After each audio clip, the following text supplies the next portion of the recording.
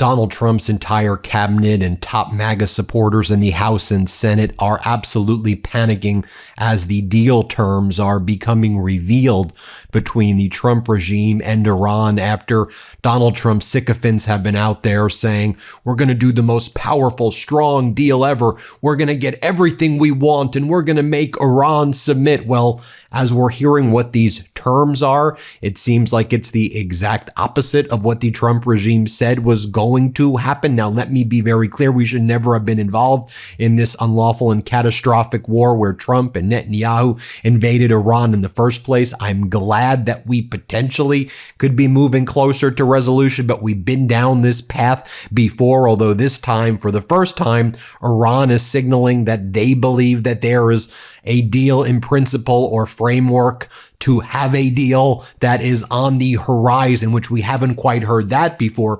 But as we're learning what's going down, Foreign Minister Araghchi of Iran laid out his proposal, his understanding of it. And I'll tell you what he just told to Iranian state media. And now we're seeing the reactions fast and furious from Trump regime sycophants. And they're trying to do everything they can to change the topic. You've got these MAGA people who are like, and Gavin Newsom is to blame for the high gas prices. And then you have MAGA Republican Congressmember Randy Fine, like, just trust in Trump. Just trust him. We don't even have to even question it. Just do whatever he says he's going to do. And then you have a very vulnerable MAGA Republican senator from Ohio, John Husted, saying, I'll admit that the war part we were pretty good at, but the peace part, not so much. And he's trailing behind in his Senate race. So let me show you what we're now learning. Like, one of the things we're learning, and I think this is a pretty big deal, is that the way the Trump regime got Iran to stop retaliating against the United States and Israel last weekend when the U.S. and Israel violated the ceasefire was basically paying off Iran $3 billion laundered or moved through the United Arab Emirates. So like $3 billion was literally handed to Iran before there was even this current concept of a framework. And just think about all the times that Donald Trump and MAGA would attack former President Obama. You went with loads of cash and $1.7 billion was put on airplanes, when that's not what happened at all. It was unfreezing funds that Iran claimed from like decades ago as part of a comprehensive multilateral JCPOA deal, which was not a framework, but was an actual deal with teeth, with compliance that brought in the entire world to ensure that Iran didn't get nuclear weapons. But now we're learning that this $3 billion payment was made. As Gregory Brew explains, the UAE, the United Arab Emirates, has agreed as part of this Trump-Iran framework that's being formed to release billions of dollars to Iran as part of a deal to reduce bilateral tensions and assist in reopening the Strait of Hormuz. It could be as much as $20 billion. $3 billion has already been given to Iran, confirming rumors from earlier this week. This move comes after the Emirates emerged as the single largest target for Iranian missiles and drones during the war. As Ali Ahmadi explains, the assumption I had throughout until recently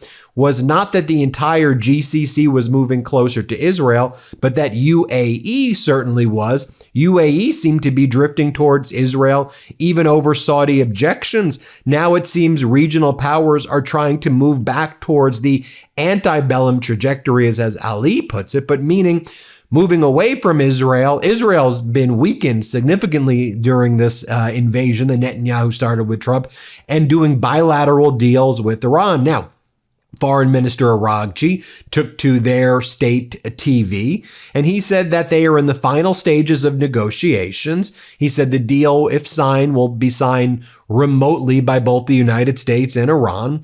Iran Foreign Minister Araghchi says control over the Strait of Hormuz will rest with Iran and Oman, that Trump, in addition to already giving $3 billion to Iran, is confirming that Iran and Oman have control, that the Strait of Hormuz is not an international waterway. He said Iran and Oman have provided security and operational services to vessels for years, free of charge, but management of the strait will not return to the way it was before the war. Araghchi added that consultations have been held with Oman and a joint plan may be announced soon, including future fees for services in the Strait. Iranian Foreign Minister Araghchi also said that ending the war under the Memorandum of Understanding also means the withdrawal of Israeli forces from southern Lebanon. We have stated that clearly, Araghchi has said. And Araghchi says that their diplomacy has the duty to consolidate the achievements of the armed forces. We have had direct communications with armed forces during the 40-day war. The MOU will include to end the war on all fronts, including Lebanon. We will never leave Lebanon alone. The MOU has 14 items, which has not yet been complete, and additional details will be added. There are 2 stages. The first begins with the MOU, followed by negotiations to reach a final agreement. The opposing party will commit to not using force, and both parties will commit to respecting national sovereignty. We have discussed reconstruction as part of a broader reconstruction and economic development plan. Some have said that could be as much as $300 billion. The exact mechanisms will be finalized in the next negotiations. The best possible agreement means the best deal achieved through 2-sided negotiations. And then he goes on to say that after the agreement is finalized, everyone will see. We will post what the agreement is transparently. That's what Foreign Minister Araghchi has said. All right. In response, you have MAGA Republican Congress member Randy Fine, who is a Trump and Netanyahu bootlicker. Here's what Randy Fine had to say. Play this clip.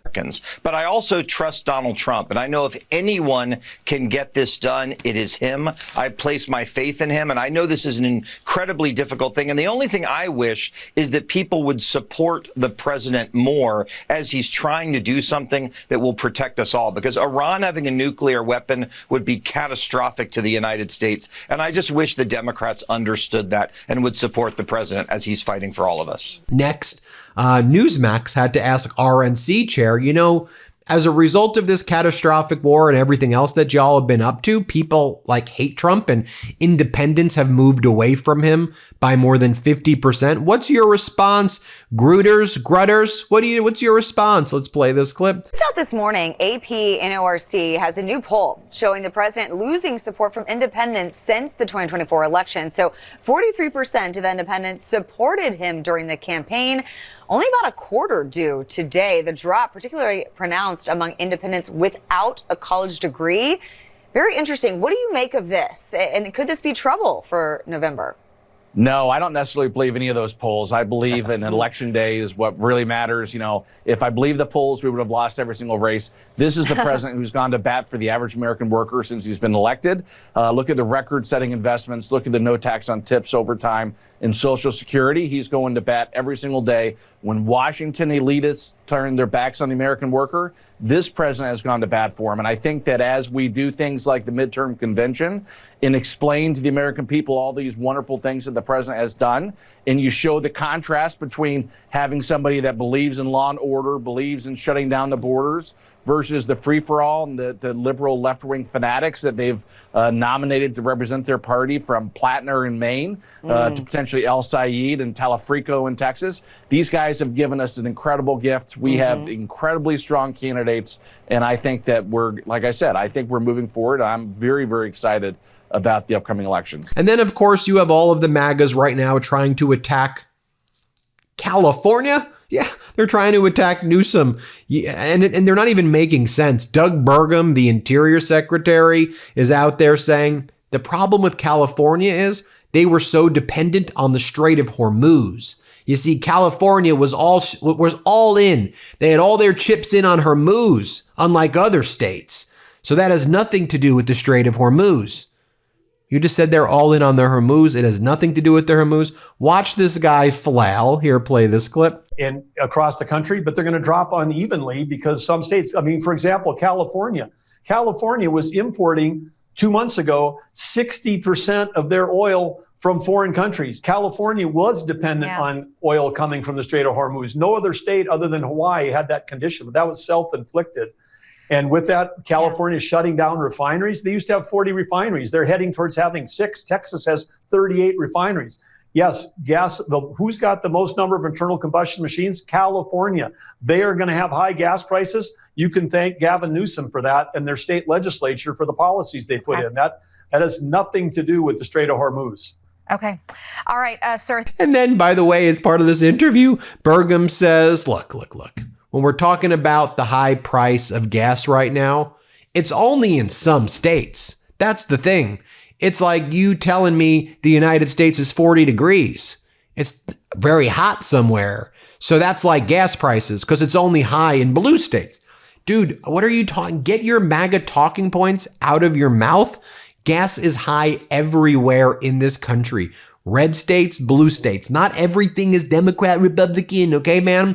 People are suffering in this country. Realize that, Burgum. Here, play this clip. Well, I think what you're one thing that you're seeing is when I have to smile every time I see on a screen the national average for gasoline, because it's about like if a weather reporter said, here's the temperature in America tomorrow is going to be 46 degrees. I mean, it's not a criticism of Fox, but it's the price of gasoline varies across our whole country, largely right now by state policy and state taxes, not by the underlying fundamentals. The underlying fundamentals, like you opened with, we're producing more oil and exporting more oil than we ever have, producing more natural gas than we ever have.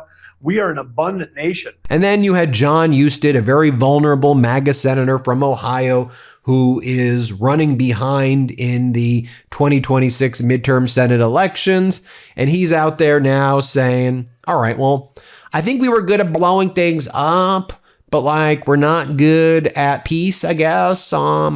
Really?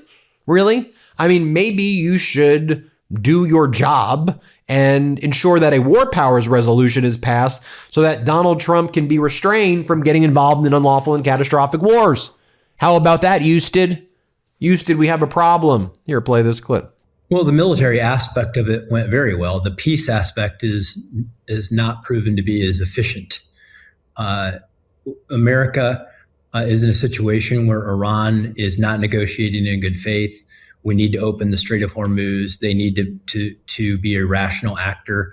And, taking shots at American Apache aircraft is not going to be something that the president is going to accept. And so he's had proportional strikes in response to that. But I'm hopeful that we'll get Iran back to the table so that we can get the Strait of Hormuz open, that we can begin to reduce oil prices and gas prices for the people of America and people around the world. There you have it, folks. Let me know what you think. Hit subscribe. Let's get to 7 million. Thanks, everybody, for watching. Want to stay plugged in? Become a subscriber to our Substack at MeidasPlus.com. You'll get daily recaps from Ron Filipkowski, ad-free episodes of our podcast, and more exclusive content only available at MeidasPlus.com.